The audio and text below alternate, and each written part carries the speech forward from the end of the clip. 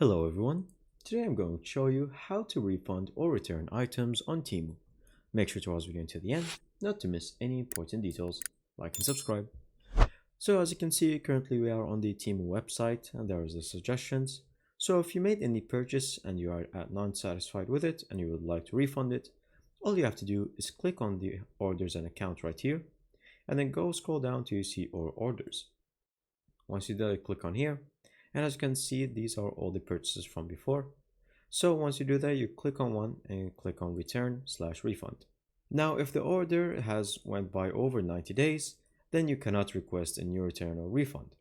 But if it was less than that and you have just had made a fresh new purchase, or you simply haven't received it after 21 days, then once you click on return/refund, they'll ask for all the necessary details, and then from there you can just simply request it and they will handle it by email.